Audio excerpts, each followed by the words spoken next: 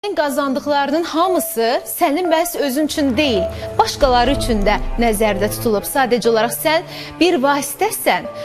Borç vermək mənasında, təbii ki, elə pul vermək mənasında. Siz necə düşünürsünüz? Ümumiyyətlə, borç verməyə necə baxırsınız? Bəzən deyirlər ki, borç verib pis olmaqdansa, borç vermədən elə pis olmaq yaxşıdır. Bilmirəm ki, fərziyyələr müxtəlifdir. Bugün bu haqda danışacağıq. Əgər sizin də yaralı yerinizdirsə, əgər sizin də deyəcəkləriniz varsa, 510-60-68 qaynar xəttimizdir. Mütləq zəng vurun və fikirlərinizi bizimlə bölüşün. Çünki Femina Xəzəri Qalereyasının sponsorluğu Farmasol məhsullarının təşkilatı dəstəyi ilə biz başladıq. Sıra anonsunda daha sonra buradayıq. Əməkdar artist Səlim Abbasov ismarıcı yolladı. Pulumu qaytarın, mənim də öz problemlərim var. Hansı məşhur ondan götürdüyü borcu hələ də qaytarmır. Götürdüyü küllü miqdarda borc bu insanın yolunu həbsxanadan saldı. Azadlıq üçün adam həsrət qalır. Vicdan əzabı çəkən bu qəhrəmanın acı taleyi düzünü desək də Olanları xatırlamaq belə insan üçün çox çətindir. Hamının tanıdığı Nəriman dayının qapısına kimlər borca gəldi? Alırsan borc, sonra da verməyəsən. Birazdan düzünü desək də. Bəli, birazdan bugün möhtəşəm sujetlərimiz var, hər zaman olduğu kimi. Görək söhbətimiz necə girəcək. Əslində qonaqlarımız elədir ki, olduqca maraqlı getməlidir söhbətimiz də. Bir daha xatırladıram, 510-60-68 bu bizim qaynar xəttimizdir. Mütləq zəng vurun və bizə qoşulun. İstəyərəm ki, qonaqlarımızı sizə təqdim edim. Bu yaxınlarda ziyarətdən gəldi. Çox sevimli müğənnimiz Firuzə İbadova, Respublikanın əməkdar artisti. Sevilən aşıq ifaçımız Zülfiyə İbadova, əmi qızı, iki İbadovalar yan-yana əyləşib. Vəkil Elmar Süleymanov, siz də xoş gördük. Olduqca zərif bir xanım, həqiqətən də belə ağ saçlı insanlara o qədər hörmətim var ki, Məmmədova Zərifə, 45 ilin müəlliməsi. Şeyx Əbdülmahmud Bəyov, kinoaktyor və rejissor. Obrazıyla hər zaman hər kəsin qəlbindədir. Və sevimli, məşhur psixoterapevtimiz Elmir Əkbər. Hər birinizi bir daha salamlayırıq, bir daha anonsumuza nəzər salaq ki, daha sonra müzakirəmizə başlayaq. Əməkdar artist Səlim Abbasov ismarıcı yolladı. Pulumu qaytarın, mənim də öz problemlərim var. Hansı məşhur ondan götürdüyü borcu hələ də qaytarmır. Götürdüyü küllü miqdarda borc bu insanın yolunu həbsxanadan saldı. Azadlıq üçün adam həsrət qalır. Vicdan əzabı çəkən bu qəhrəmanın acı taleyi düzünü desək də Olanları xatırlamaq belə insan üçün çox çətindir. Hamının tanıdığı Nəriman dayının qapısına kimlər borca gəldi? Alırsan borc, sonra da verməyəsən. Birazdan düzünü desək də Birazdan olduqca maraqlı sujetlərimiz var. Anonsu izlədiniz. İstəyərdim ki, mikrofonu götürəsiniz. Firuzə xanım, elə sizdən başlayaq. Ümumiyyətlə, sizin təfəkkürünüzə görə borc nədir? Nə anlamı verir? Çox qorxulu bir şeydir. Təhlükəli bir şeydir ki, gedib bu çox məsuliyyətli, insanın şəxsiyyətinə zidd gətirən, insan sözünə, adam sözünə xələl gətirən, düz deyirəm, bizim psixologumuz baxır mənə ki, mən çox şeyləri hərdən fikirləşmədən deyə bilərəm. Yəni ki, siz düzəliş verərsiniz. Çox qorxulu bir anlamdır. Yəni kiməsə, insanın həyatda həmişə biz ibadət edərkən Allah Teala'ya deyirik ki, ay Allah, məni borc xislətindən azad elə, tək bir borcum olsun, o can borcu sənə. İnsanın heç borcu olmasın, heç kimin, heç kimə. Almışsınız mı borc heç kimdənsə? Yox, borc almamışam. Heç vaxt almamışsınız? Heç vaxtı. Amma məndən alıblar və qaytarmayıblar. Mən bilirəm ki, mən eşitmişəm ki, siz bahalı geyimlər alırsınız. Yəni, məbləği 1000 manat, 1500 manat. Ondan da böyük. Ondan da böyük. Yəni, onda belə borcu almırsınız mı? Mən sizin fikrinizi başa düşdüm. Yəni, olur ki, gedirsən, sən əgər 1000 manata gücün çatırsan, o 1000 manata al. Gücün çatmırsa, niyə ona yaxın durursan ki? Mənim fikrim budur. Düzdür? Bəli. Zülfiyə xanım, buyurun. Salamlayayım bizi izləyən bütün tamaşaçıları. Borc Firuzə xanımın dediyi kimi mənim də aləmdə ən məsuliyyətli bir şeydir. Amma borc almışam da, vermişəm də. Mən elə bilirəm ki, borc alıb verməyən insan həyatda lap az tapılar. Çünki birdən görürsən nəyəsə ehtiyac duyursan, biraz çatışmamazlıq olur. Onda istər-istəməz yaxın bildiyin adamdan borc alırsan. Amma o borca da sadiq olasan gərək.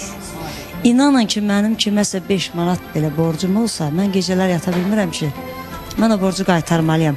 Amma insan da var ki, borc verirsən, görürsən ki, ehtiyacın var, qayıdıb istəyəndə belə deyir, güya sənin pulun yoxdur, verəcəm də, nə olub ki?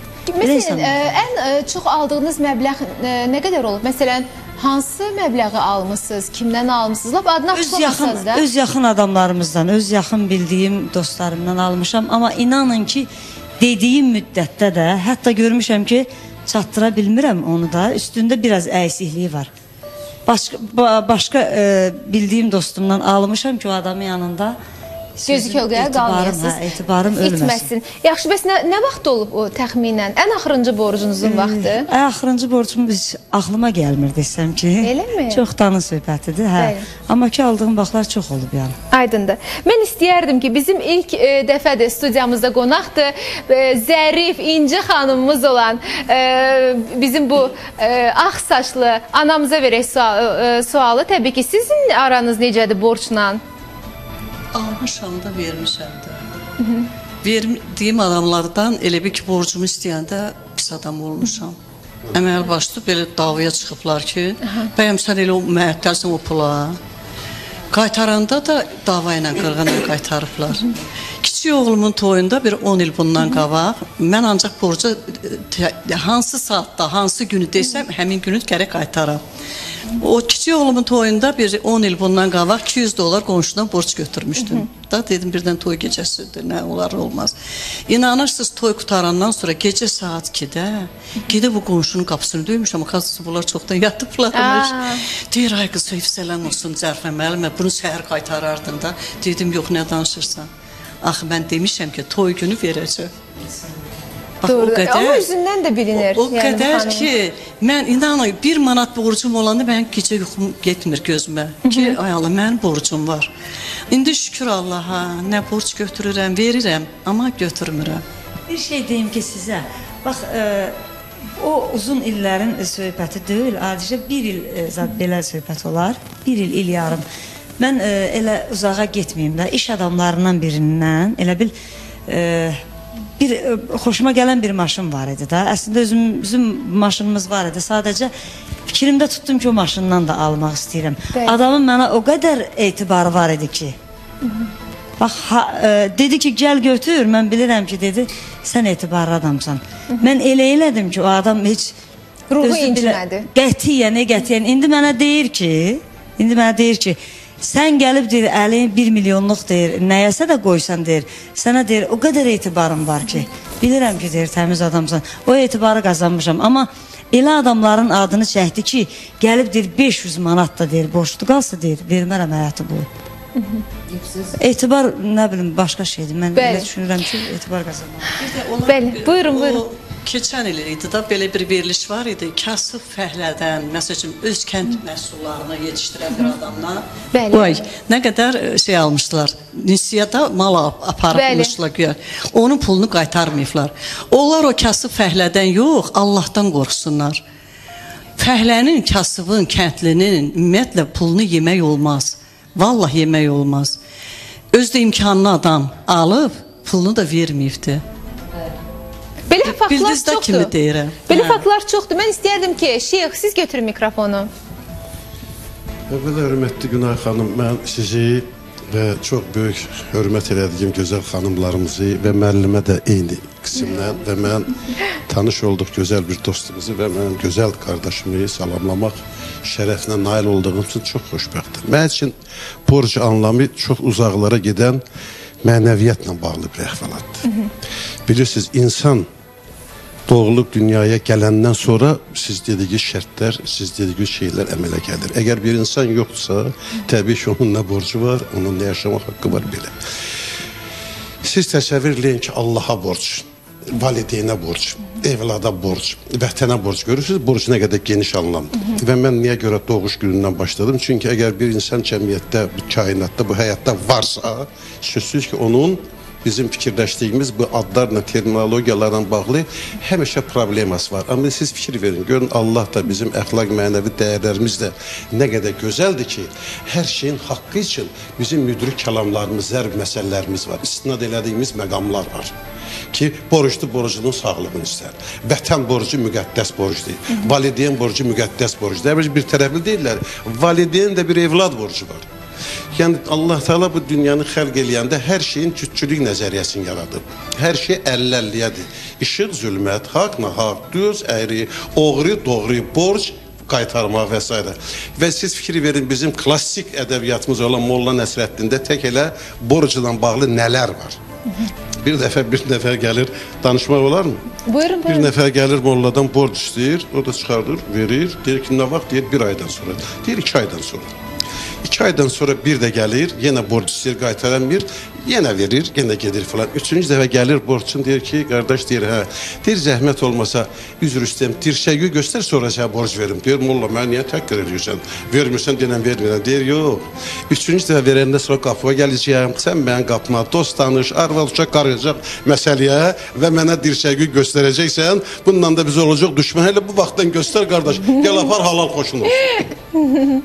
Yəni, bu mənada bizim ədəbiyyatımızda da, şifa xalq ədəbiyyatımızda da, gündəmimizdə də, günümüzdə də bu şeylər var. Aydındır, şeyx, siz ən axırıncı dəfə nə vaxt almışsınız borcu? Valla mən ömrümdə Allah Teala'ya qurban olum, mən əsasən o mənəvi aləmlə yaşayan adam deyiləm.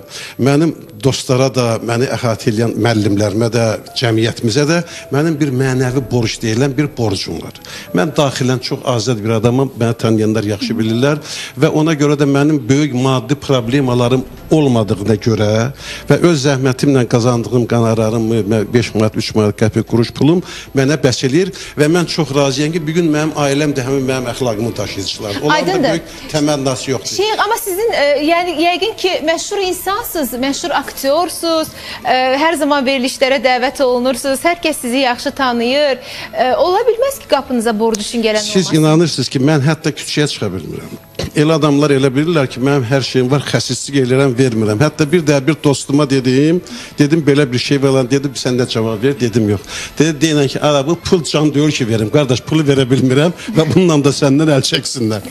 Yəni, belə məqamlar da olur və mən çox andamanla və çox üzrxahlıqla inandırıram ki, valla mənim elə pulum ancaq özümə çatır ailəmi dolandırmağa.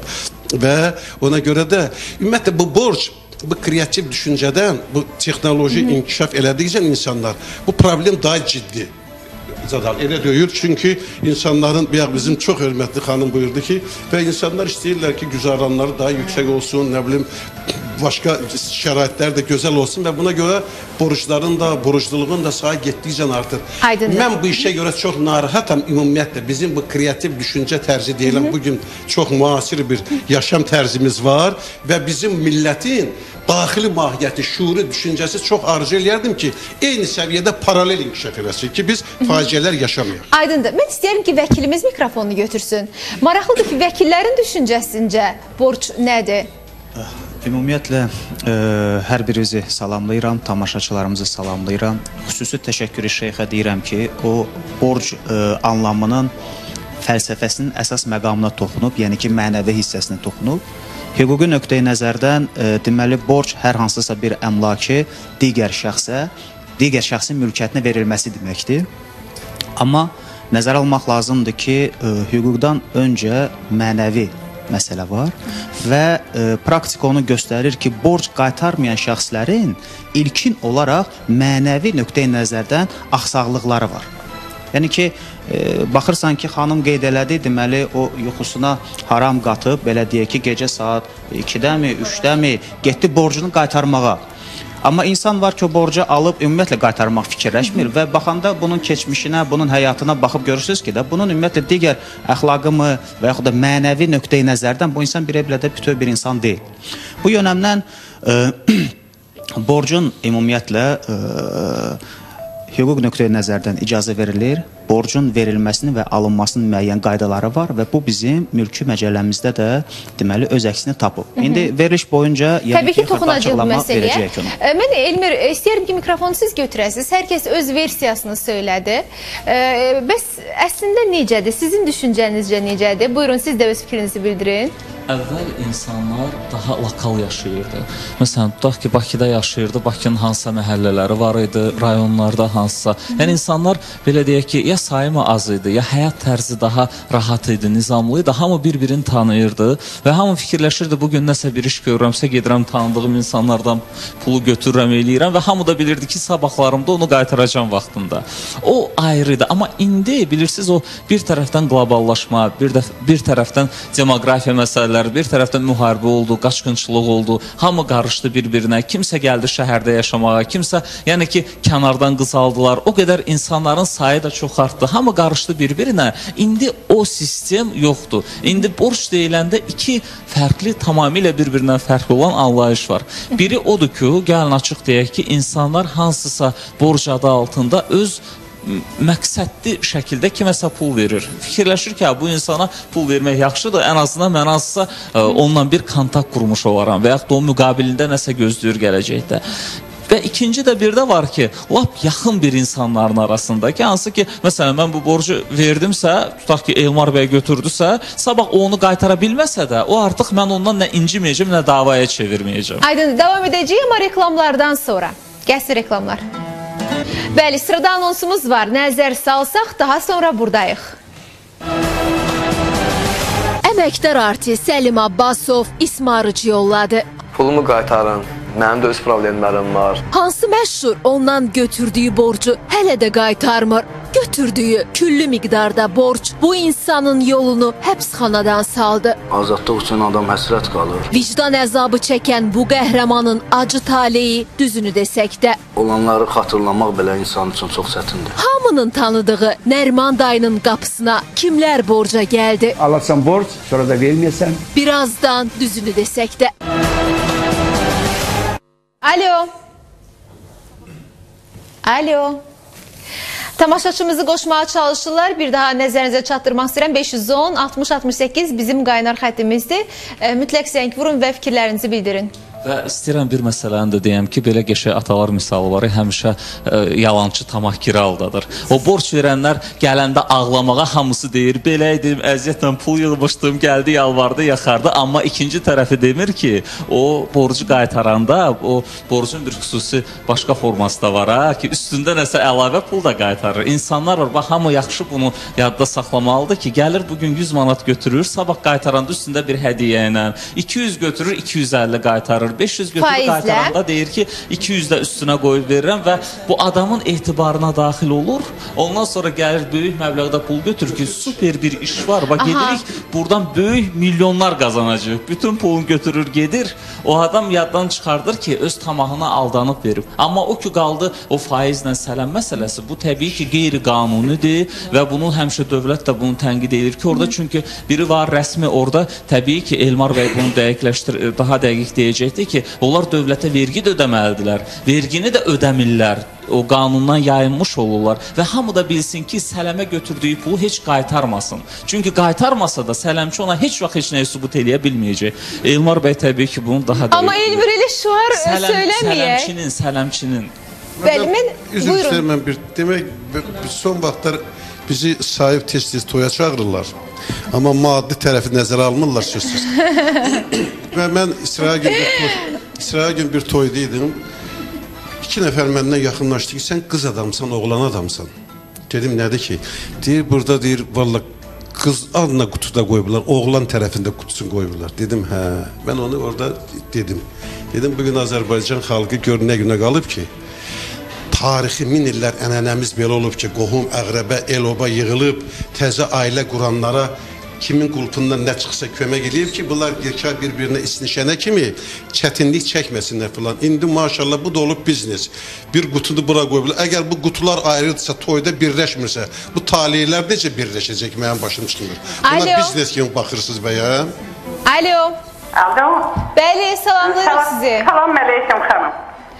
Heyran xanım, neçə yaşınız var? Mənim bu borcla sözüm var. Amma yaşınızı söyləyin. Yaşımı? Sirdirmi? Bəli. Sirdirmi yaşınız? Başa düşmürəm.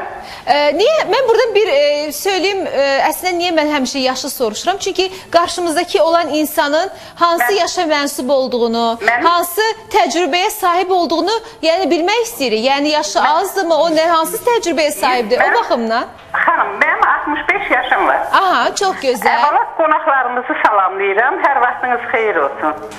Biz 4-5 ilin söhbətidir. Bəli, eşidirik. 4-5 ilin söhbətidir. Bir öz yoldaşımın qohumu belə elədi ki, evdə satacaq şeyim var, bəs mənim borcum var. Dedim, ay qız, satma, məndə var, verərəm. 1000 manat pul verdim. O gündən bu günə bir dəfə də olsun demədi ki, mən 1000 manat pul almışam. Sonra yoldaşıma dedi ki, bəs mən heç sizdən pul almışam, onu qaytarmadım. 2-3 dəfə də istədim, elə yaxşı dedi, bax 5-ci ildir hələ.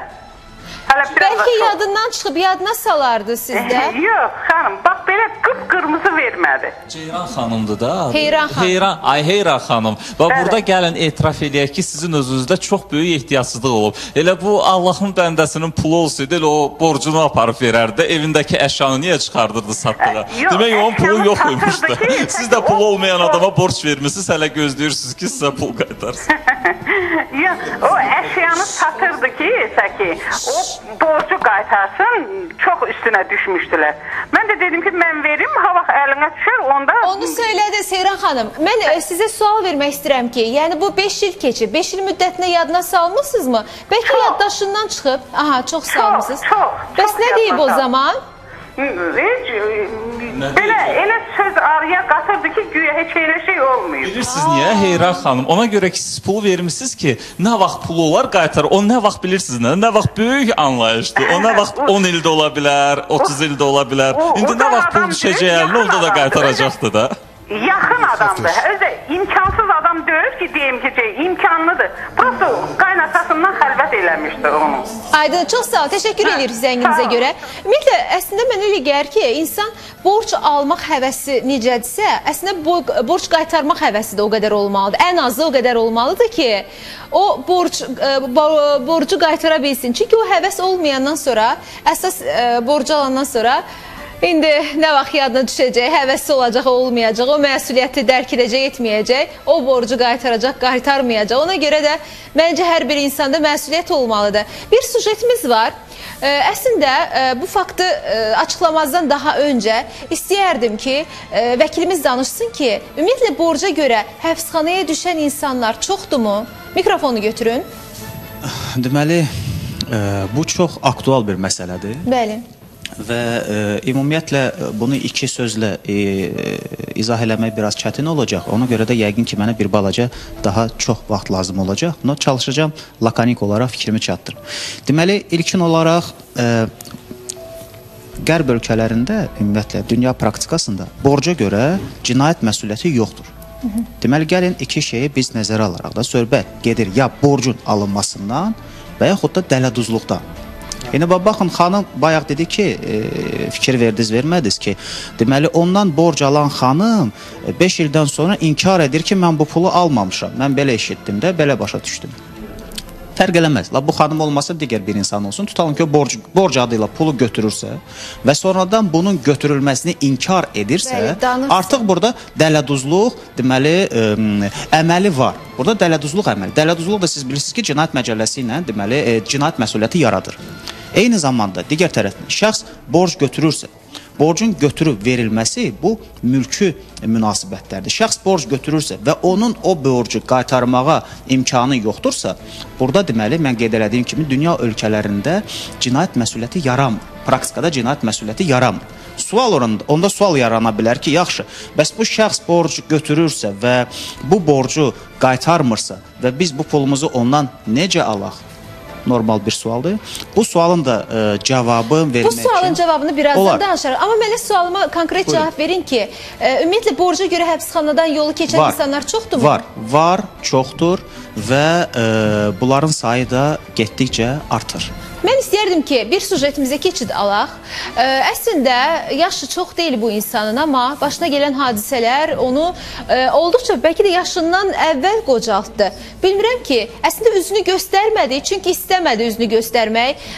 Yolu həbsxanadan keçdi, borca görə, aldığı borçlara görə həbsxanaya da gedib çıxdı. Amma mən istəmədim ki, onun bu istəyinə qarşı çıxım. Çünki burada əsas məqsəd kiminsə üzünü göstərmək deyil. Əsas məqsəd nümunələr göstərməkdir ki, yəni düşünməyin ki, kimlənsə gedib borc alacaqsınız, başınızın altına qoyacaqsınız və bununla da hər şey unudulacaq. Yəni bunun bir məsuliyyəti var. Hər an bu yol sizi, yolunuzu həbsxanadan da keçirdə bilər. Gəlin sujetimizi izləyək, daha sonra buradayıq.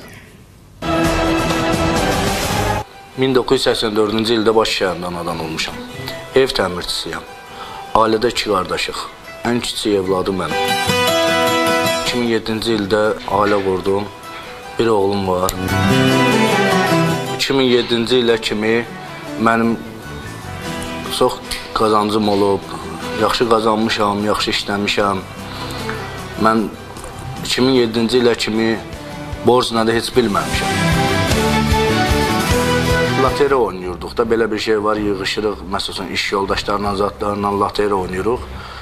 Loteriya oynayan vaxtı mənim alacağım, loteriyadan alacağım məbləği bildilər. Yəni, dostumun loteriyada alacağım məbləği bildi. Məni bilişdirdilər. Mənim alacağım məbləği də, yəni, özümü qutarmaq üçün borc, hətta çoxlu, küllü miqdarda pul da götürdüm. Yəni, bu işə xərclədim ki, özümü qutarım. Yəni, məndəki olan pula tamaq saldım. Bir evlad doldu, bir evladı öydü boya çatdığınca qədər. Yəni, gündəlik gəlir, ancaq ailəni görürdü. Heç demək olar ki, heç bu ayın gəliri gələn aya çatmırdı. O borcu da, düzünü desək, götürdüyüm vaxtdan bəri, hələ də indiyənə kimi də hələ borcdan çıxmamışam. Elə bir ucdan bir çətinliyə düşdükcə, bir problemə düşdükcə, bir ucdan götürürəm borcdan. Təxminən 25-30 min bir dəfə götürmüşəm. Sonra 10 min, 5 min, yəni məbləğ, yəni çətinlikdə lazım olduğu qədər məbləğ arada dəyişir. Yəni, amma həmişə götürmüşəm. Elə bir ilim olmayıbdır ki, mənim 2007-dən bəri mən hansı o ili borçsuz keçirdim, heç yadıma düşmür belə. Borc istəməzdim götürəm, amma məcburam götürəm. Borc yaxşı şey deyil. Götürənlərə də məsləhət görməzdim ki, borc götürsünlər. Borcu götürəndə, düzdür, götürüb işlərini həll eləyirsən, amma ki, onu qaytarmaq çox çətindir. İnsan bir şeyə vərdiş olmasın, bir dəfə bir şeyi götürməsin, Allah heç çətinliyə salmasın. Bir dəfə götürdün, çalışdığın qədər götürürsən. Nə qədər istəməzsən ki, borc götürəsən, amma götürürsən. Borc üstündə həbsə düşən vaxtı, borcum olan vaxtı, dostlarım, tanışlarım məndən yan qaçdılar. Heç birinin dəstəyini görmədim, heç birinin köməyini görmədim. Hətta o vaxt ki, başa düşdüm ki, insanın ailəsi, dostu da ailəsidir, tanışı da ailəsidir, dəstəyi də ailəsidir. Bax belə. Çox yanlış fikirdir. Çünki dost da var həyatda, yaxında var, yoldaş da var. Amma əli borca öyrəşmiş insana adətən insanlar aferist kimi baxırlar və təbii ki, ondan qaçacaqlar da uzaq. Bu insan bir dəfə düşməyib, bir borc götürməyib, birini götürüb, o birisini götürüb. Özdə elə bir bataqlıqdır ki, bunu götürür, qaytara bilmir, qaçır, biraz ondan götürür, buna versin, biraz bundan götürür, buna versin. Yeniləri, həndəsi silsilədən arta-arta gedir və o insan mənə elə gəlir özündən başqa heç kimi qınamalı deyil. Bəli, Allahla bəndə arasında Günay qızım, bir dost var, bir də düşmən, o da insan özüdür. Ailə, ata, ana, valideyn ikinci dərəcəli şeylər. Bəli, insan özü, bir də özü. İstəsə özü dost olur, istəsə də düşmən olur. Yəni, bu qardaşım ikinci borca girəndə Allah qapısını açsın. Bizim də onu müzakirə eləmək fikrimiz yox. Sadəcə olaraq televiziya verilişidir, ümumi də biz mövqeyimizi bildiririk. Təbii ki, bu mənim subyektiv mövqeyim olmalıdır. Bu adam ikinci dəfə, üçüncü dəfə, dördüncü dəfə borca girəndə bilmirdi ki, bunları qaytarmayacaq. Bilmirdi ki bunun sonrası var, sonra onun belası gələcək və nəhayət o borc aldığı insanlar da bəlkə həmin ona etibarla verdiği pula ehtiyacı olan insanlardır. Bəs o insanları düşünmək lazım deyil. Və bilirsiniz, bu insanı dəyərlərdir, bu mənəvi şeylərdir. Burada gərək hər kəsin özünə gücü çatsın. Bir zat buyurdu, dedi ki, bəs bu muamilə məsələsi var. Bilirsiniz, bu nə boyda Allahla bəndə arasında rəsmi Quran-ı Kərimdə bütün dinlərdə, ideologiyalarda dönə-dönə qeyd olunan günahdır. Bu elə sələmçilik, bu elə tək cinayət məcəlləsində yox, həm də haqq dünyasında çox böyük günahdır. Necə yəni sən kiminsə əşəd ehtiyacından su istifadə edib pul qazanırsan. Əgər o sənin qapıya 5 manat borca gəlirsə, sən o üstünə bir 5 manat da qoyub onu yükləyirsənsə, bunun axı sonrası haqqı, ədaləti, qanunu hansı ərşə gedib birək olur? Sən bu haqda fikirləşirsənmi? Aydındır. Zərifə xanım, siz götürün mikrofonu. Bu sujetlə bağlı. Bu sujetlə bağlı mən onu deyə bilərəm ki, ümumiyyətlə ailələrimiz tutaq ki 500 manat maaş alırlar, hə? Ondan artıq xərcləməsinlər də qızım. İnanın biz 68-ci ildə ailə qurmuşuq, 4 evladımız var, 2 oğlum, 2 qızım. İnanın biz o az maaşla hələ qardaş bacı oxutmuşuq. O ağır illərdə, kirayədə qala-qala. Çox ağır günlərimiz olub. Həftə ilə biz soğutma kartof yemişik. Yoldaşım həkim işləyib, mən müəllimə. Biz heç kimin üstünə borca getməmişik. Əksinə, qardaş bacı oxutmuşuq biz. Aydındır. Bax, ona görə də zərb məsəlimiz deyir ki, qardaş, yorğanıma bax, ayağını. Ayağı uzat, bəli. Firuzə xanım. Çox maraqlı mövzudur bugün. Günay xanım, ümumiyyətlə qoyduğunuz mövzular hamısı rəngarəngdir və gözəldir və maarifləndirmə kimidir. Mənim bir yaxın dostum var, rəfiqəm, yəni xanımdır, elə adı da xanımdır. Bu insanı elə dəfələrlə, bu elə bir istəyir ki, elə ona elə aldatsınlar. Gəliblər, ondan elə pul alırlar, yazıq elə inanır. İstəyir ki, kömək eləsin də. Yəni gəlib insan düşür əlinə ayağına ki, məni qurtargınan bu borç məsələsindən nə qədər lazımdır? 20 min, 25 min, 30 min, 18 min. İnandırım sizi ki, elə nə bilim bu insanın qəlbi necə gəlir? İnsan belə inanarmı? Bir dəfə versin, 2 dəfə verir, heç biri də qaytarmır. İndi yazıq elə bir işi də məhkəməli idi. 38 min nağd manat puldur. Bu insan elə bugün bunun suddur, məhkəmə prosesidir. Nə bilim, bu yazıq əldən düşür və hərdən zəngləşir mənlə ki, bacı nə edirsən? Deyirəm ki, vallahi heç nə, deyir zəng eləmirsən. Deyirəm, zəng eləyəcəm sənin dərdi və şərik ola bilmirəm axı. Sənə necə kömək eləyə bilərəm? Vermə də bunu. Yəni ki, elə gözəl insandır. O qədər başına hadisə gəlirsə, nəticə çıxartmalıdır. Bəs həyat təcrübəsi nədir ki? Mənim 71 yaşım var. Pisdən yaxşıdan da xidmətim də görürsünüz. O boyda filmlər, o boyda işlər filan. Mən ömrümdə o qədər pul görməmişəm, Allah'a and olsun. Bu insanda var, verir, amma ki imkanı var, verir, amma təcrübə də, həyat təcrübəm var. Başına bir dəfə gəlir, 2 dəfə gəlir, hər dəfə bunu təkrarlamaq da axı o insanın özündədir günah. Əl tutmaq əlidən qalıb, belə bir misal. Alo. Salam əleykum. Salamlayırıq sizi. Hamınızı da salamlayıram. Günay xanım, sizi salamlayıram. Günay xanım, mən deyəndə ki, oğlumun başına gələn hadisəni danışmaq istəyirəm. Deməli, oğlumun etibarından istifadə eləyir bir nəfər dostu. Telefon götürür, 1100 neçə manata. 3 ay ödəyir, 3 aydan sonra ödəmir. Antən oğluma da mağazinlə gəlir ki, pul qalıb 700 manat. Ay var. Həmin 700 manatı ödədik. Eybi yoxdur. Mən oğlanın anası ilə də danışdım. Anası dedi ki, mən oğlumu evdən qovmuşam. Nahaq alıb səni oğlun adına, nə. Deməli, sənin əgər barmağın qüsurlu kəsib atırsan, yox. Oğlun pisdirsə, deməli, sən onu ödəməlisən də pulunu. Neysə, elə də imkanım yoxdur. Mən birinci qrup əli uşağımın pensiyasını aldım, o pulu ödədik, tutardım. Eybi yoxdur. Heç olmasa zəng eləyib demədi ki, oğluma, çox sağ ol, daxı ödəmişsən. İndi bəlkə pulu yoxdur, bəlkə necəsə işdirdə başına gəlib. Onu da demədi. Bax, indiyə kimi Allahın sağlığını da demədi bizə. Mən, bax, heç kəsdən nə borc alaram, xoşlamıram, heç kredit də götürmürəm. Varımdır, qəpik yığaram, gedib alaram. Yoxdur, almaram. Bax, belə adamam mən. Aydın, çox sağ olun, təşəkkür edirik zənginizə görə. Yəni bu zəngləri görəndən sonra, bu hadisələri izləyəndən sonra adam bilmir ki, əslində kiməsə kömək etsə yaxşıdır, yoxsa kömək etməsə yaxşıdır. Burada bir məsələ səsləndi ki, bayaq danışdığı şey gözəl deyir ki, o boş sözdür ki, ay mən uşağımı qovmuşam evdən, imtina eləmişəm evdən. Heç kim uşağını qovan deyil.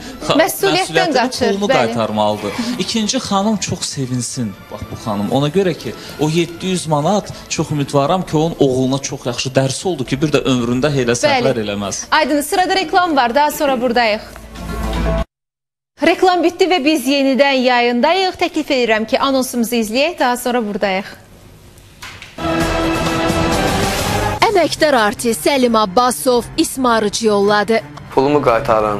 Mənim də öz problemlərim var. Hansı məşhur ondan götürdüyü borcu hələ də qaytarmır. Hamının tanıdığı Nəriman dayının qapısına kimlər borca gəldi? Alırsan borç, sonra da verməyəsən. Birazdan düzünü desək də.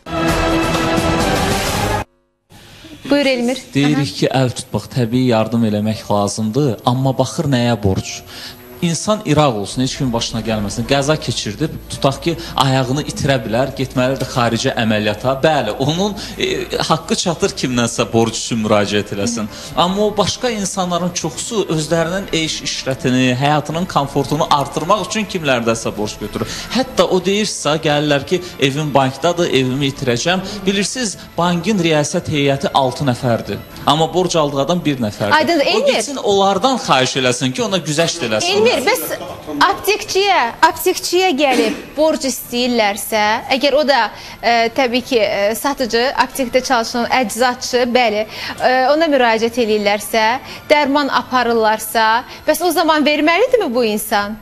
Bilirsiniz, o təbii ki, onun mənəvi öz ixtiyarıdır. İnsan ola bilər ki, verməsin, o da onun bir hüquqi haqqıdır. Amma mənəvi cəhətdən baxır hansı dərmanda. Biri var ki, estetik baxımdan nəsə dərman istəyirlər. Bir də var ki, görürsünüz, elə bir dərman üçün gəlibdir ki, bu insan, məsələn, körpə uşağın qızdırmasını salmaq üçün təcili dərman lazımdır. O əczacı bilir də hansı dərman təcili, təxirə salınmaz tibbi yardım. O İmkan daxilində versə gözəldir ki, çünki sabah onun da iraq olsun, uşağının həyatını xilas eləməyə ehtiyacı olanda başqa yolla o kainat onu, Allah onu hansısa başqa yolla o köməyi onun qabağına çıxardacaq. Mən də buradan söyləmək istəyirəm ki, az öncə studiyamıza bir zəng gəldi, bir əczacı zəng vurdu. İstəyərdim ki, onu efirə qoşaq, yəni nömrənizdə səhv rəqəm vermişsiniz, ona görə yenidən sizə zəng vurduq, amma alınmadı, buradan bizi izləyir. Əslində fikri nə idi?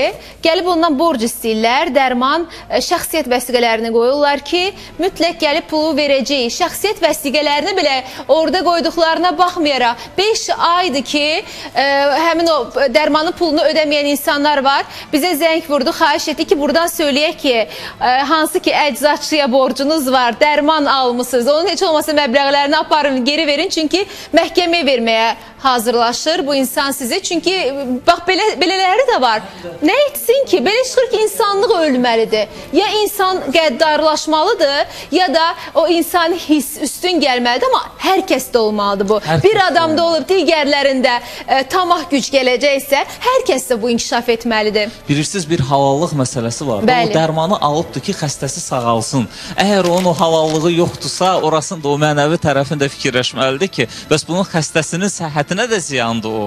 Bax, mən sizə bir şey deyim, tək aptek yox, mağazinlərdə bugün o bütürlük dəftəri deyilən bir borc dəftəri var, ondan var. Gəlirlər, adi çörəyə zadı borc alanlar var. Bayaq bizim hörmətli sənətkar dedi ki, Əli Əleyhissalamdan bir hədis dedi ki, əl tutmaq əldən qalır. Bəli, əl tutmaqda borc alıb atmaq, aldatmaq yox ki. Yəni biz artıq o mənəvi ölçüləri də ikinci plana, üçüncü plana gedib itirmişik. Bax, faciə burasındadır. Alo. Alo. Səbinə xanım, xoş gördük sizi. Salamlayıram sizi Günay xanım.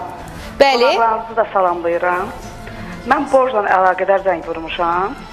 Aydındır, mövzumuz onsuz da borcla əlaqədardır.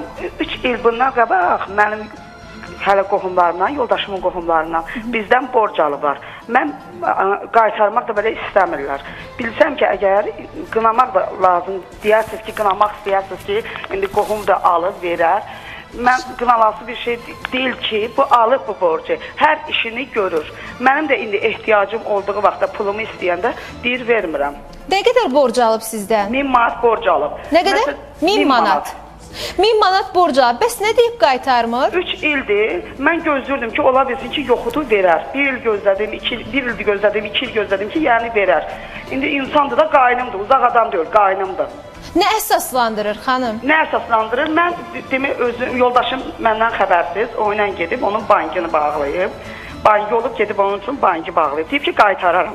Qardaşı olduğuna görə gedib o ilə, deyib ki, qardaşımdır da qaytaram. Ondan sonra mənə də xəbər verməyib. Sonra mən 1 il keçəndən sonra bilmişəm ki, bu bizdən pul götürüb, vermir.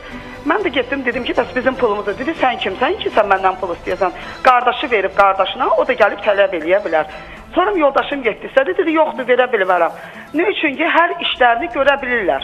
Məsələn, ad günləri eləyirlər çalğı ilə, qonaqlıq eləyirlər çalğı ilə, hər şey eləyə bilirlər. Bizim də maddi durumumuz o qədər deyil ki, mənə də bir qədər çətinlərim var. Mən də pulumu ona görə tələb eləyirəm. Aydındır.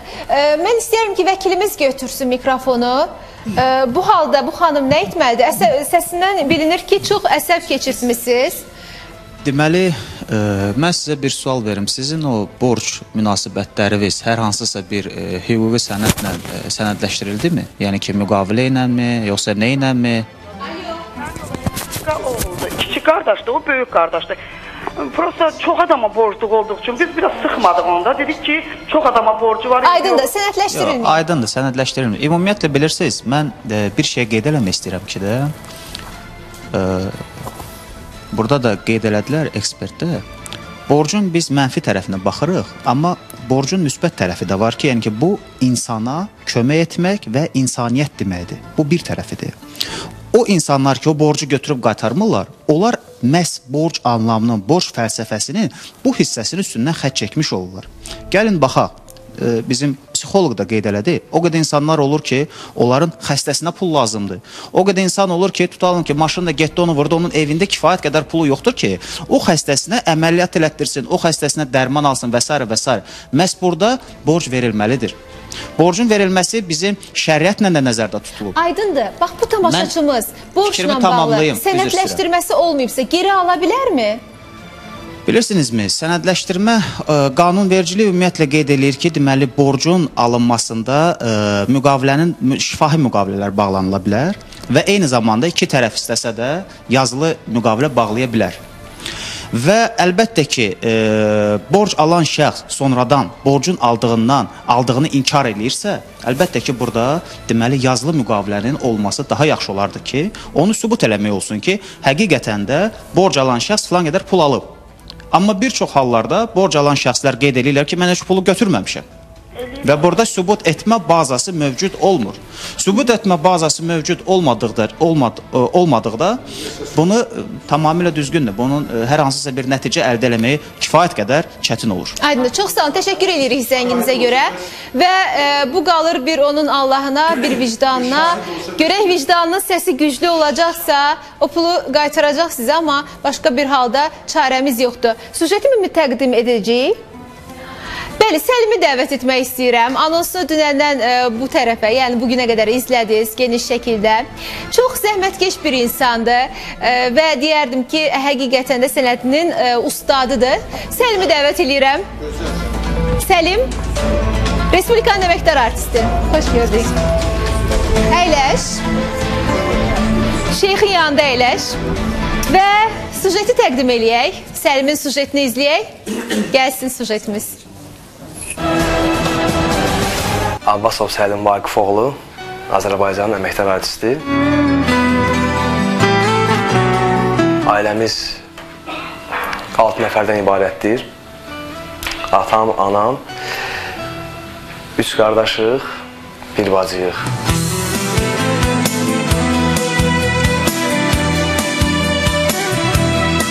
Hal-hazırda ən aktual mövzulardan biridir ki, borc istəmək.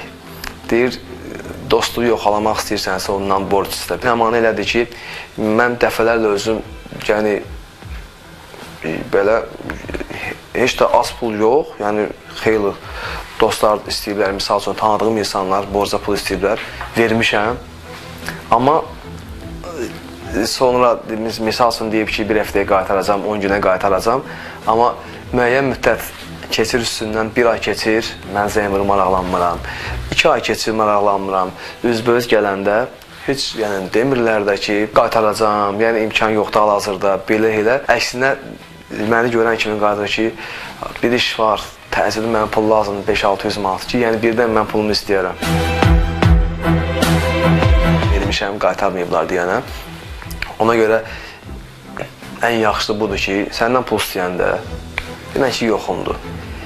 Verib borcu, pulu verirsən, sonra onu alanda pis olacaqsansa, ən yaxşısı denən ki, imkanım yoxdur.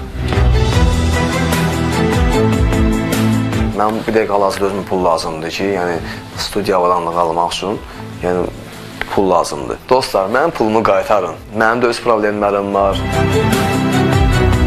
Özüm də bir neçə dəfə mənə pul lazım oldu, təcili. Maşınla əlaqədar lazım oldu, yəni studiya avadanlığına lazım oldu mənə pul. Və bir neçə dostlardan pul istədim. Amma təbii ki, çox maraqlıdır ki, hərə bir bəhanələrdir. Sağ olsun bir musiqçi dostumuz var.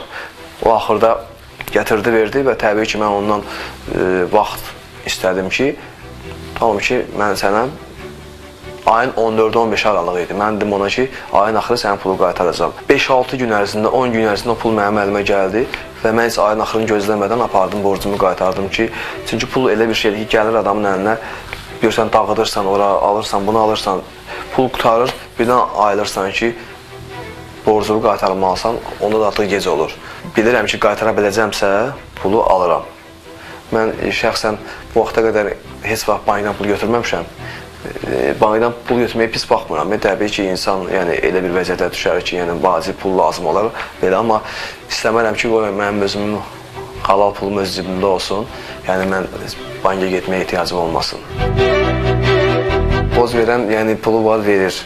Yəni, elə bir şeylər var ki, faiza pul verirlər də, bu şeylər var. Mən istəmərəm ki, yəni mən elə bir vəziyyətə düşüm ki, yəni mənə təcili pul lazım olsun və gedim borca kimdənsə pul alım, qaytara bilməyim. Belə şeyləri təbii ki, özümü arzulamıram. Çox arzulayaram ki, hamımızın cibində özümüzə görə 500 manat pulumuz olsun. Birimizdən borc istəməyək. Yəni, bəs eləyə qədər pulumuz olsun, şükür, Allaha qismət eləsin bizə Allah. Səlim, heç mi o borc alanlara demədin ki, borcunuzu qaytarın bugünə qədər? İlk öncə mən çox hörmətli bizim izləyən tamaşaçıları salamlayıram. Xoş gördük hamınızı. Mən biraz yaxşı əhval-ruhiyyədə gəlmədim. Dünən gecə əmin həyat yoldaşı rəhmətə gedib. Allah rəhmət eləsin. Mən başsağlığı verirəm. Bəli. Çox sağ olun, minnətdaram. Minnətdaram, çox sağ olun. Allah tələrinizə rəhmət eləsin. Mövzumuza da gəlincə də ki, elə bir anda dostlar adama müraciət edir. Çünki gündəlik həyatda dostluğun insanlar da var, dostluq elədiyin insanlar da var. Yəni salam elədiyin insanlar da var. Adama hərdən çox belə də çox məntiqsiz gəlir. Adam biraz yəni lorul dildə yandırır ki, dünən salam vermirsən, dünən yəni oturmuşsan bir yerdə bir stəkan çay içmirsən, yəni orada 7-8 nəfər olub. Biri oradan sənə zəng vurur ki, mən dünənki oğlanam, mənə təcili 500 manat pul lazımdır da. Bir həftəyə qaytaracam. Mən bu insanı tanımıramsa, mən bunu necə yəni ürəkli pul verməliyəm? Özdə dünənki oğlanam. Hə, bəli, doğrudan elədir. Və çox maraqlıdır ki, eləsi var ki, mənə misal üçün deyir ki, yəni ərk elədiyi üçün, amma elə ərk olmur ki, misal üçün mən kredit götürmək istəyirəm. Sən işləyirsən də, sən müəllimsən, sənin onlar şəxsiyyət vəsiqəndən ya da ki, işdən arayış götürə bilərsən, gedək mənim üçün. Sonra 2 dəfə eləmişəm, o səhvə yol vermişəm, yaxın tanış dostlar olduğu üçün eləmişəm, amma görmüşəm ki, sonra bankdan bizim evə zəng gəlir ki, gecikmə var. Gecikmə nə qədər olsa yaxşıdır, 12 gün, 13 gün. Belə məsuliyyətsizlik olmaz axı. Yəni bu mən indi bir yaxşılıq elədim. Mənim misal üçün əldə bu dəqiqə bir 10 minə ya 7-8 min 10 minə yaxın yəni alacaqlarım var. Birinə misal üçün 2000, birinə 500, mən milyarder deyiləm. Sadəcə əlimdə olub pul. Yəni konsertdən gəlmişəm, toydan gəlmişəm, olub əlimdə pul və yaxşılıq eləyib vermişəm ki... Bilirlər, nə vaxt gəlmək lazımdır, borç götürmək. Çünki o elə bir moment olub ki, yəni burada ölüm itim ola bilər. Yəni elə momentə pul vermişəm. Çünki görürsünüz ki, pul üstündə borc verib gedir, borcunu almağa elə bir vəziyyət yaranır ki, vurub öldürürlər. Bu qədər baxırsınız da verilişlər var ki, hansısa çox hadisələr baş verir də bu pul üstündə. Mən vermişəm pulu ki, yəni bu işini misal üçün görsün, mənə pulumu qaytarsın. Üzə gəlirsən, görürsən ki, səsləmi yoxdur, reaksiya vermir, heç bir şey demir. Sən də fikirləşirsən ki, bəlkə doğrudan da problemi var, qaytarır. Amma qulağıma çatanda ki, bu maşının dəyişib, bu misal üçün haradasa bağını remont elətdirir, ya misal üçün hansısa bir bahalı bir özünə bir əyinbaş alıb, gedirəm mənim alış-veriş elədiyim yerlər var. Gedirəm, görürəm, deyirlər ki, dünən filan kəs gəlmişdi ora, incəsənət aləmindən. Filan kəs gəlmişdi, verəcəyi var misal üçün mənə. Gəldi bir 800 manatlıq alış-veriş elədi, getdi. Bu nə deməkdir? Mən şey deyil, mən avam deyiləm. Sadəcə mən çox şey eləmək olar. Çox şükür Allaha. O borc onlara sizin özünüzün ehtiyacınız, probleminiz gözlərinə gəlmir. O nədir ki, onların gözünə görsənmir bu insanın özünün ehtiyacları ki, o pul onun özünə lazımdır.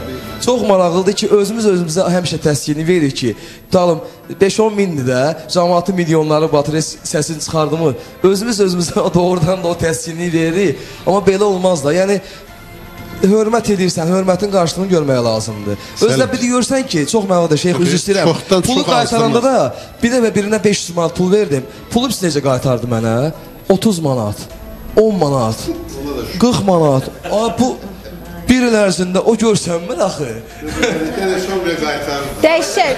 Ümumiyyətlə, sizcə borc nə qədər münasibəti korlayır, borc vermək? Münasibətlərdə hansı rol oynayır? Hər zaman mı korlayır, yoxsa? 100%. Hər tərəfli 100%. O tərəfdə, bu tərəfdə. Mən də elə bilirəm ki, 100% pozur münasibətlər. Yəni, borcu zamanında qaytarsalar beləmi pozur? Yəni, borc anlamı varsa... Zamanında qaytarsalar münasibət pozulmaz təbii ki, amma %90% adam özünü biraz elə halları olur ki, düzdür demirəm hamısına, elə bir hal var ki, insan gəlib bir insandan borc götürür, təbii ki, bu hamıya aid deyil. O pulu qaytarır da. Amma sabahsı gün artıq bu insan o bir əvvəlki qədər onu çox istəmir. Bir növ danışmışam elə adamın, deyir ki, mən heç çox yanıb tökülürəm ki, o kim idi ki, mən ondan borc götürəsi oldum. Və belə hallar da var. Studiya avadanlığı lazım idi. Bayaq da gördünüz də, bir neçə dostlardan, mən tanıdığım dostlardan, yəni təbii ki, imkanları var. İstədim, yəni bəlkə doğrudan da problemləri oldu, yəni başa düşülən bir şeydir. Amma axırda özüm, yəni bir yaxın bir musiqiçi dostumuzdan aldım, 1500 manat dəyərində pul lazım idi, mənə təcili. Aldım və dedim ona ki, mən sənə 20 gün ərzində qaytaracam bunu da. Elə oldu ki, Allaha qurban olma, Allah yetirdi mənə üçün ruzu bərəkət, yetirdi mənə üçün. Düz 8-10 gün ərzində 2 qat əlimə o pul düşdü və dərhal aparıb gecə idi. Deyir, gecə verəndə deyir, ruzu əlindən gedib belə bir misal. Amma apardım verdim ki, səhərə hər şey ola bilər. Apardım verdim, yəni pulu rahatlandım. Adi mağazinə girirəm, görürəm ki, olur da hamımızın başına gəlir. 10 qəpik borclu qalırsan satıcıya. Özəl marketlərdən təbii ki, söhbət gedir. Və gecə gəlirəm, duram, Allah, mən tez səhər durum, aparım, qaytarım pulun ki, birdən məni efirdə görərlər, deyərlər ki, buna efirdən sıvır danışır, gətir mən borcumu qaytarım. Bəli, amma elə müraciət edənlər var borca görə. Kimsə görürsən ki, özünü milyoner göstərir, amma borcu var. Nə qədər borcu var, sanki o borçlarını unudub, özünü elə göstərir ki, bağı belə, bostan belə. Çoxdur amma, Firuzə xanım, mikrofon götürün. Əlbəttə çox, bilirsiniz, əsasən də bizim sahəmizdə, Səlim də buradadır, əmqızı da buradadır, Əbdül müəllim bizim hamımızın sevimli sənətkarımız buradadır. Ən çox da bizim show biznes sözü var, show biznes də var. Borcları da var, bankları da var. Elə mənim də bank borcum var. Bu ayıb deyil ki. Əgər pul qazanırsam, siz özünüz bilərsiniz. Bəli. Yəni çıxıb amma yekə-yekə danışırlar. Mənim villam belə, mənim maşınım belə, mənim belə qardirovum, nə bilim, mənim nəyim. Yalan danışmaq lazım deyil. İnsanın 150 minlik maşını sürürlər, kvartant qalırlar. Bəli. İnsanın borcu da olar, amma söhbət ondan gedir ki, mənim əzizlərim, bu borcun varsa onu vaxtında çox gözəl və səliqəli qaytarmaq lazımdır. Həm banklara, həm kiməsə borcun varsa onu incitmədən, onu öz nüfuzunu pozmadan, onu səliqə ilə qaytarmaq lazımdır. Alo, bəli. Eşitirik sizi, kimdən danışırıq? Adınızı söyləmək istəməmişsiniz? Adımı deməyəcəm. Niyə? İstəmirəm deməkdə, bu borcla əlaqədar mən tanışmaq istəyirəm. Olsun, əsas sizin fikirlərinizdir. Borc götürmüsünüz? Borc 97-ci illərdə idi. 97-ci illərdə idi. Mənim başıma bu işlər gəldi də borcla əlaqədar. Bəli. Mənim qəfildən evimdə xəstəlik baş verdi. Ailə üzvlərindən birində xəstəlik baş verdi. Həkimlər qalmadı aparmayaq. Bu xəstəmizə pis diaqnoz verildi. Qulaq asaq, bəli. Diaqnoz verildi ki, pis xəstəlikdir. Yoldaşım da dedi ki, mən öləcəm, evimdən, eşimdən çıxacam, qoymayacam, bu xəstəm ölsün. Bir qohumumuz var idi, mən tərəfin qohumuydu. Getdik bundan, məcbur olduq, $1500 idi onda, $1500 faizlə pul götürdük. Mən bu borcu yarı ödəmişdim, yarı ödəməmişdim. O $1500 ödədim, sonradan mənə dedilər ki, bu faiz səni yıxacaqdır, denən saxlasın. Faizə mi götürmüşdünüz? Faizə götürmüşdük. Borc istədim, o qohumumuz dedi ki, verərəm bu şərtlə ki, faizlə. Biz də məcbur olduq da, az ona buna borçluyduq, dedik da elə bir adama borçlu ola, faizli olsa eybi yoxdur. Götürdüm bu $1500 dolandan sonra, dedim daha faizi saxla, bu pulu verə bilmirik də. Dedi, saxlayıram, onda pulumun özünü ver. Məcbur olduq, qaldıq gəlinlərimin, özümün, qızıllarımı apardıq, onda Moskvan verməqi deyilirdi. Orada təhvil verdik, $700 çıxartdı. Bu $700 gətirdim, verdim. Dedi, 800-ü də necə eləyirsən elə, öz doğma qohumun da adını çəkmək istəmirəm. Bu $800 da tapı ilə, gətir ilə. Qaldıq, hardan tapaq, neyiniyək? Suda boğulan saman çöpünə əl atar kimi 30%-dən pul tapdıq. $800 30%-dən tapdıq. 30%? Bunu, yoldaşım... Olduqca böyük bir faizə götürmüşsünüz. Əvvələ 20%-dən götürmüşdük adamdan. İndi qızılları verəndən sonra daha bu $800 yoxdur axı, bunu da məcburuq tapaq. 30%-dən götürdük. 30%-dən götürdük, verdik. İndi qalmışıq bu $800 kimdən götürmüşük ona.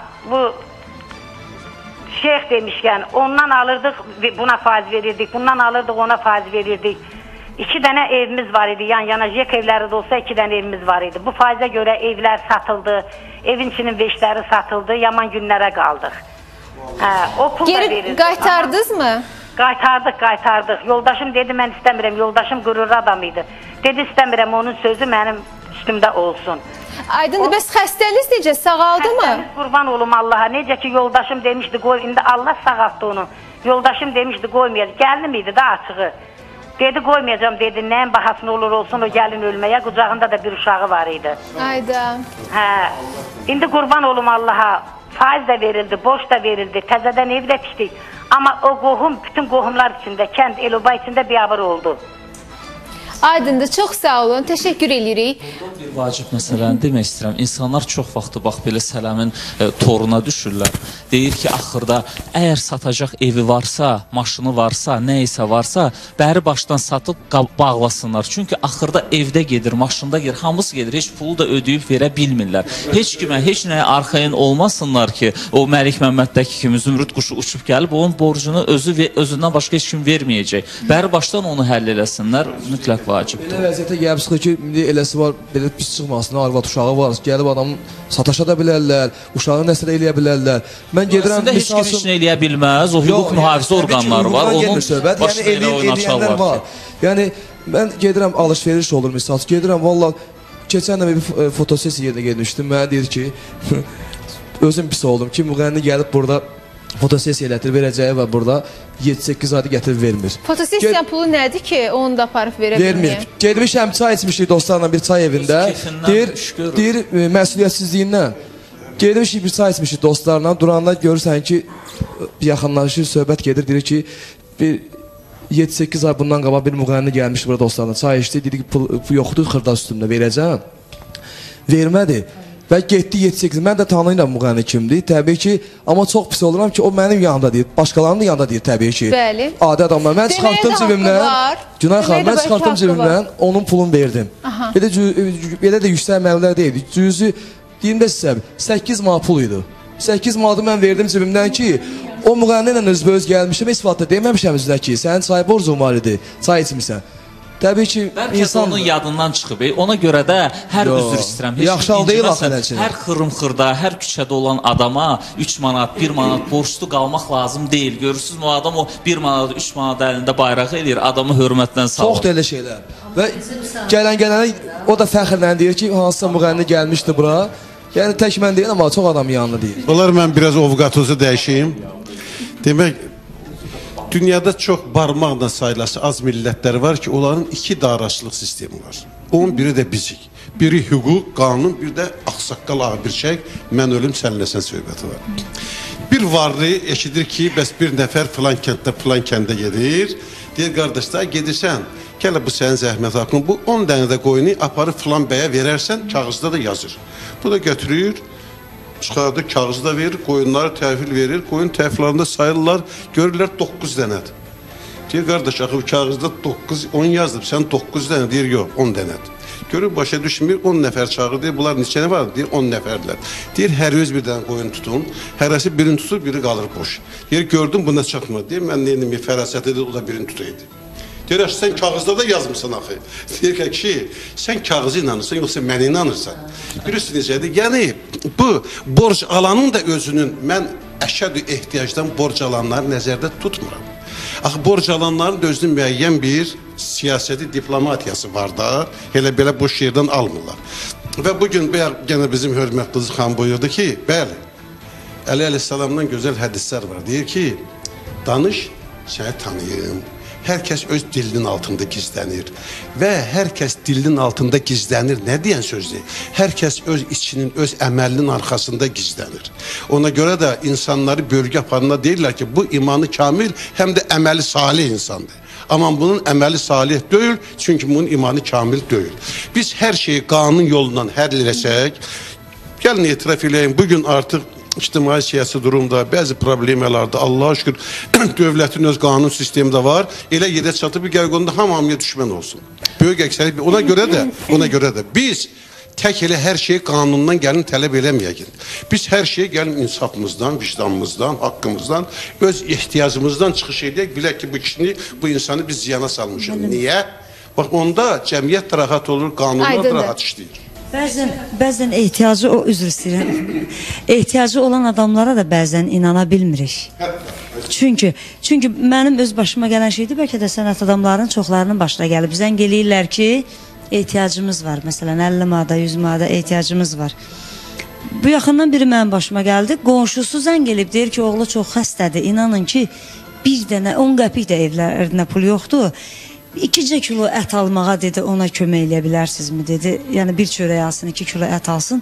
Mən də yoldaşımla dedim ki, hara gələ bilərsiniz, dedi filan yerə. Getdik oradan keçəndə 50 manat buna pul verdik. İnanın ki, əlini göyə qaldırdı ki, Allah balağı saxlasın. Allah canına sağlıq versin. O qədər alxıc elədi.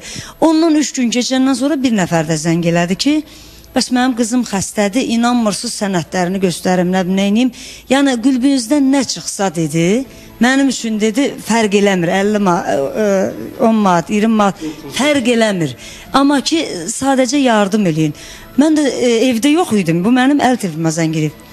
Bir nəfər yaxın dostumuza zəng elədim ki, xahiş edirəm, get filan yerdə bir adam olacaq. Ona 50 manat pul verərsən də, bu deyib fərq eləmir.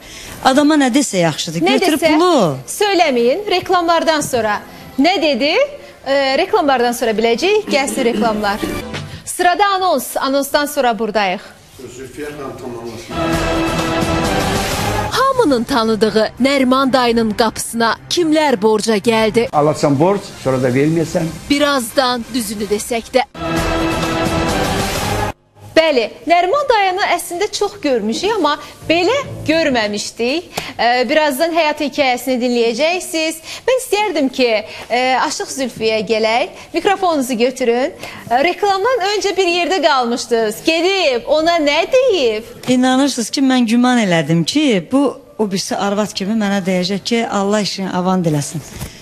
Bu yaxşı ki, mən olmamışam. Bəlkə də hövsələdən çıxıb başqa sözlər işlədirəm. Axı kimdənsə xahiş elədim ki, sən apar o adama 50 manat pul ver. Pulu götürüb belə o üzlə çörüb, bayıb ki, bu nədir? Adama deyil. Deyib, başa düşmədim. Mənə Zülfiyə xanım xahiş elədi ki, bu pulu gətirim sizə çatırım. Bayıb ki, bu məndən ötürü suyumuşqa pulu deyil. O İsveçrə prokuroruyla. Qayıdıb mənə zəng eləyib nə desə yaxşıdır. Adam qayıdıb mənə zəng eləyib nə desə. Zülfiyə xanım, ayıb deyil. Ona puldur mənə göndərmişsiniz. Heç olmasa, üzr istəyirəm, siz Allah reklam kimi olmasın. Heç olmasa altınızda sürdüyünüz maşından ayıb eləyərdiniz. Dedim bundan sonra mənim nəslimə nə elədir ki, mən elə zənglərə, mən elə şeylər eləyim. İnanmıram indi, heç kimə İnanın ki, inanmıram. Facebook səhifəmə mənə yazılır. Instagramda şəkillərimin altına yazırlar ki, kimsə xəstədir. Özdə yazanda güya yazır yaşlı ki, mənim 70 yaşım var, nəvəsi 70 yaşında adam Instagramda oturur da ya. Ya Facebookda hardan bilir o yazmağı? Valla yalandan hamısı çoxsu yalandan eləyir. Amma bilənlər var. Bilənlər var. Dəfələrlə pul almışam mən, olur da. Ruhdan düşməyin. Elə fırıldaqçıya görə siz sabahlarım savabdan da qalarsınız da. Əgər imkanınız varsa həqiqətən ehtiyacı olana çalışın. Olub neçə dəfələrlə mən pul almışam borca. Amma bir dəqiqə, nə olur? Bir-birimizi dinləyək də xahiş edirəm. Sifəqam, olub ki biz incəsənət aləmində çalışırıq da, yəni bir müğənni, bir ifaçıyıq da. Olub bir neçə dəfə borca pul almışam. Yəni imkan olmayıb, yəni qaytarma. Təbii ki qaytaracaqdım. Amma o müddətdə o adam məni 2-3 dənə məclisinə çağırıb, gedim mən də çıxış eləmişəm, yəni pul almamışam. Özü də görüb ki, yəni ki bacardığın qədər etməyə çalışmışsan. Əslində biz bu verilişi etmirik ki, deyək ki, kiminsə əlindən tutmayın, kiməsə kömək etməyin. Təbii ki, əldən tutmaq əldən qalıb. Mütləq yardım etməliyik və verilişin əvvəlində dedim ki, bəlkə də biz elə bir insanıq ki, Tanrı bizi vasitəçi olaraq bizə o pulu göndərib ki, biz də kiməsə vasitəçi olaraq o məbləği kiməsə çatdıraq. Amma bütün bunlara baxmayaraq ilk növbədə vicdanımızın qarşısında bir hesabat verməliyik. Kiminsə sarı simlərinə toxunmaqla, yəni onu aldatmaqla, fırıldaqçılıq etməklə də borc almaq təbii ki o insanların da insani hisslərini aşağı salır. Sabah kiməsə doğrudan lazım olanda da adam artıq o etibarı itirmiş olur deyə artıq inanmır. Görürsən, həqiqətən də mi belədir, yoxsa belə deyilmi? Digəri təbii ki başına gələnləri əlində bayraq edəcək, o daha güclü olacaq. Həyat təcrübəsi, ən böyük təcrübə bizim üçün həyat təcrübəsidir axı. Mən istəyərdim ki, sujetimizə keçməzdən öncə tamaşaçımızı qəbul edim. Alo. Alo. Şahin bəy, eşidirik sizi. Mən verilişdə aparıcını təbrik edirəm. Doğrudan da reytingli verilişdir, qəşəng veriliş aparır, yaxşı veriliş aparır. Çox sağ olun, təşəkkürlər. Zülfiyə xanım oturub, eyni zamanda ondan başqa Hacı oturub, hörmətli xanəndə oturub, hamısını təbrik edirəm. Bizim qonşu kənddən, Qandallar kəndindən bir səməndə kişi var qızım. Bəli. Həmişə deyir ki, kiməsə də borç vermək istəyəndə, televizorun səsini azaldın, biz sizi yaxşı eşidə bilmirik. Azald. Yaxşı olardı ki, tamamilə televizorun səsini alasınız, çünki biz sizlə telefon vasitəsilə danışırıq. Bəli. Bizim qonşu kənddən səməndə kişi var. İndi də var, Allah ona can sağlığı versin, Qandallar kəndindəndir. O deyir ki, kiməsə də indiki zamanda hörmət eləmək istəsən, boş vermək istəsən, əvvəlcə özünə pislik elə, sonra ona yaxşılıq elə. Sənə o başdan da olsa, bu başdan da olsa sana pislik eləyəcək. İndiki zaman elə bir zamandır ki, bu borcu verməyi verib sorunca verməsə ondan yaxşıdır. Şahin bəy, heç qapınıza borca gələn varmı? Mən borcu gələn də var, verəni də olub, verməyəni də olub, özüm də borc almışam. Mən məsələlə bir insanam ki, mən müəlliməm. Borc aldım, o borcun altında çatdırmazsam, gecə səhərə qədər mən yata bilmirəm. Ən çox da bu verilişə baxanda nəyə görə mənim xoşum gəldi? Zülfiyə xanım orada oturub, onun danışıqları, Hacının danışıqları, ondan sonra o hörmətli xanəndənin danışıqları, bütün bunların hamısı mənə ləzzət verdi.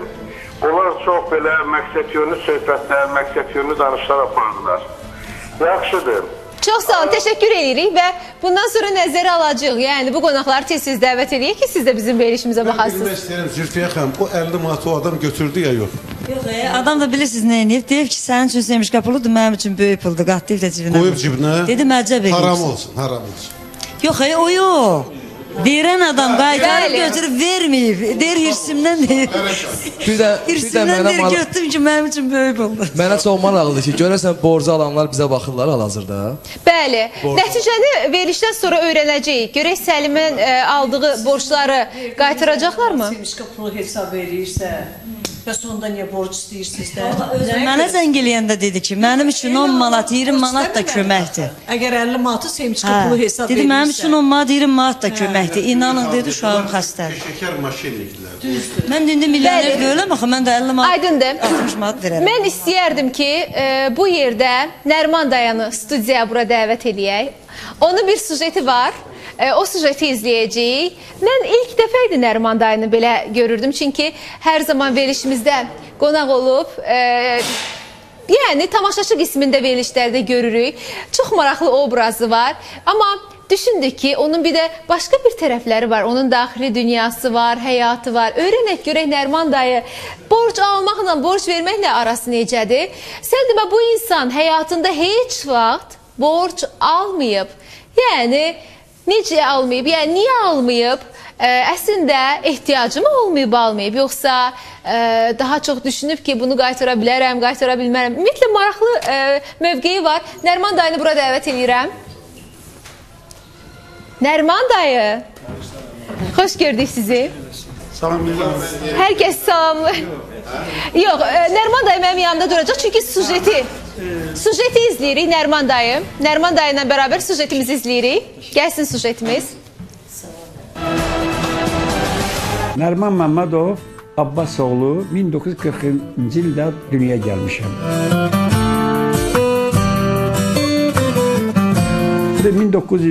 1986-cı ildə Çornobıl hadisəsi baş verdi. Belə qərara gəldim ki, vətənə dönmək lazımdır. Görürəm qızımı, əlaqə də saxlayıram Ukraynada, nəvələrim var. Sadəcə olaraq ki, mən orada qayıdıb gələndə onlara təmin elədim 2 otaqlı mənzil. Biri var ki, heç nə eləməyəsən. İndi insan talihidir də. 17 ildir mən özüm tək yaşayıram. Nadir insanam ki, mən borc heç vaxt həyatımda almamışam. Hər bir insan öz ayağını yorğanlara uzatmalıdır. Bilirəm ki, mənə özümdən başqa mənim güvənci yerim yoxdur. İndi çoxların övladları yanındadır. İndi tək olduğuma görə bəlkə də mən bunu ehtiyatla yanaşıram. Borc almağa mən kimdənsə qapını deyib elə, ya gedib kimdənsə nəsə almağa, mən bunu eləməyəm. Heç vaxt mən bunu eləməmişəm, heç eləməyəcəm də. Ona görə mən aldığım o təqaüd ki var, onu mən özüm idarə edirəm normalde. Finski kostyumlar 1975-ci ildə almışam, hələ də Yapon plaşlarım var, Çeslovakiya plaşlarım var, o qədər geyimlərim var. Borcundan deyib, öz pulumunu alıram, həqiqi mənada.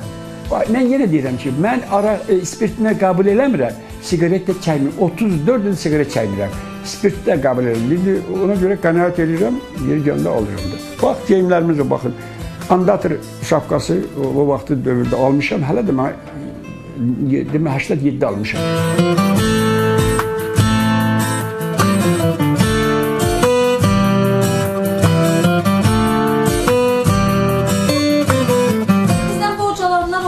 Elə hallar olur ki, insanlıqda ağzı açır və o deməkdir, valla insanın ürəyi olmalıdır, insan qəddar olmamalıdır, hər insan çalışqan olmalıdır.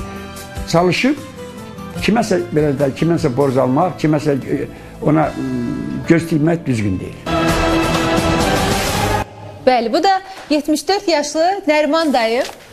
Gördüyünüz kimi yorğanına görə ayağı uzadır və 17 ildir tək yaşamağına baxmayaraq, bu insanın köynəyi hər zaman ütülüdür. Deyirlər, əslində qadının xoşbəxt olmağı onun gözlərindən, kişinin xoşbəxt olmağı isə köynəyindən məlumdur. Amma bu insan tək yaşayır və köynəyi də hər zaman ütülüdür. Çox sərgəli idi evi də, çox sərgə sahmanla və şirkada ayaqqabıları belə. Yəni, açığı çox məhtəl qaldı. Bu insan tək başına bir xanım sərgəsi olmadan bir sərgə yaratmışdı evində. Xoş gəldin Nərman dayı. Xoş gününüz olsun, mən salamlayıram ekspertləri, bütün tamaşaçıları. Özü də Güney xanım, bütün televiziya, kino məkanının hamısının dostudur. Bəli. Hamı onun xətri çox. Mən demişəm də, vaxtilə mən mətbuatda fəaliyyətim olubdur, nəşriyyatda, ASTV-də də olmuşam, gənclik illərində fəal olmuşam. Bəli. Müxbirliklə məşğul olmuşam, heç də pis yaşamırdım. Həqiqi mənada mən öz yazdığım bu yazılara görə, o çəklərə görə yaşlı kanallar alırdım. Aydın, Nərman dayı, bax, bir də mənim bir sözüm var. Allah deyir, qorusun, borc verənlərə, borc alanlara Allah qorusun. Amma ağılla, bax, mən yenə deyirəm ki, bu çox belə faciə ilə baş verir bu belə şeylər. Çalışsınlar ki, özləri öz qazancı olsun, kiməsə geçib qapını döyüb, onu da pis vəziyyətə salmasınlar. Aydındır. Nəriman dayı 17 ildir tək yaşayırsınız. Heç xanımlardan qapınızı döyən olmayıb mu? Yox, bu müddətdə olubdur. Mən elə demədim, Ukraynada bir qısa bir neçə 30 saniyədə bir nəfər, mən orada yaşayırdım, mən tanınmış insanım Jitomirdə.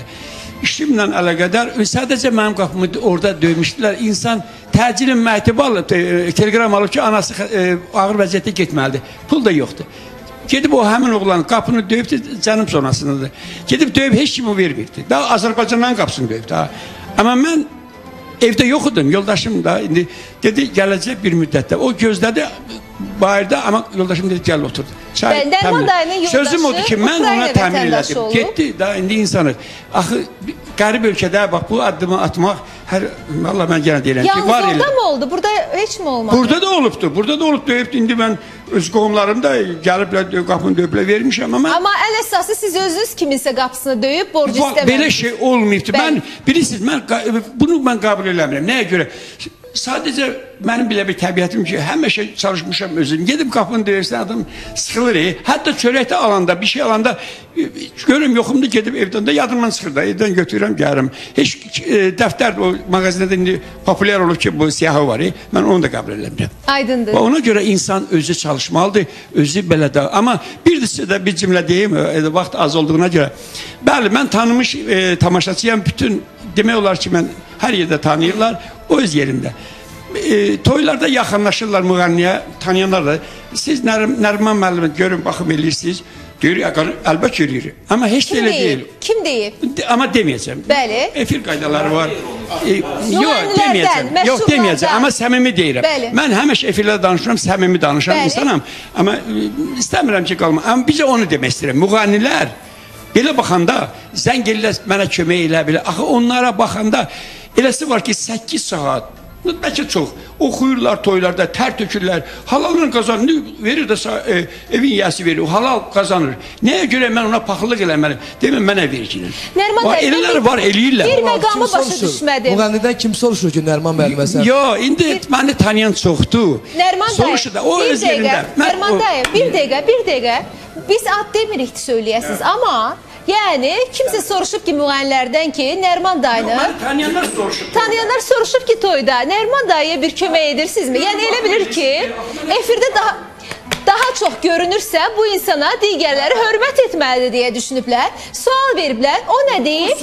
O nə deyib? Əlbəttə eləyirəm, amma heç də elə deyil. Eləmir. Tamam, bu populist sözlər, onsuz da onun arxasında heç də. Yəni, Nəriman dayı da bu xəbər gəlib çatandan sonra dəhşətə gəlib, yəni bu insanın belə danışmağına niyə gətirib çıxarıb? Yəni, niyə belə olmayan bir şeyi söylürlər deyə əsəbləşib? Mənə hörmət eləyən aparıcı var, onun da adını çəkməyəcəm, çox gözəl.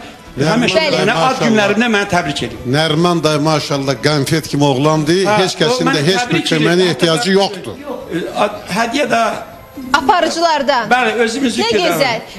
Bir anonsumuza baxacağıq. Sabahın anonsudur. Gəlsin anonsumuz. Hansı əməkdar artistin ailəsi qısqanclıq ucbatından dağıldı? Qadın üçün bu yaşda tək qalmaq çox pisdir. O, qızından belə ayrı yaşamalı oldu. Evladımı tam atanın öhdəsinə verdim. Eşidib dəhşətə gələcəksiniz. Aktrisa Leyli Vəliyeva danışdığı yalanı illər sonra etiraf etdi. Mən onları aldatmışam. Həyat yoldaşı ona hansı şərti qoydu? Ya onu evdən çıxartmalısan, ya da özünü evdən çıxıb getməlisən. Sabah düzünü desək də. Bəli, sabahın anonsudur. Sabah maraqlı bir mövzumuz olacaq qısqanclıqla bağlı. Bilirəm ki, hər zaman bu mövzu aktual olub. Hətta bizə gələn zənglər mənə rəva verdi ki, bu mövzunu yəni efirdə müzakirəyə çıxardaq. Daha geniş şəkildə sabah danışacağıq. Bugün danışmayaq, başqa bir mövzunun içinə girməyək. Sizdən bir xahiş edirəm. Söhbət aktyordan, aktrisadan gedirsə, demək göz qabağında gündəmdə olan adamlardır. Və biraz da bizim cəmaatın əskisi tüstülüdür. Və mən xahiş edirəm sizə, onların mövqeyin, statusun, hansı səviyyədə aktyorda, aktrisadır, onlara aydınlıq gətirilsin, xahiş edirəm. Bəli, sabah olacaq. Sabah bizi izləyin.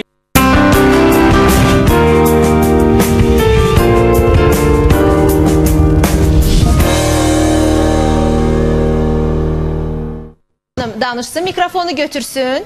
Yekunlaşırıq. İlk dəfədir bizim verilişimizdə qonaqsınız və istəyərdim ki, yekun olaraq öz fikrinizi bildirəsiniz və daha sonra vəkilə gələcək ki, vəkilimiz deyəcək ki, əgər kimsə borcunu veribsə, borcunu ala bilmirsə, nə etməlidir? Buyurun, siz qısaca fikrinizi bildirin. Ancaq bunu deyə bilərdim ki, nə borc alan almasın.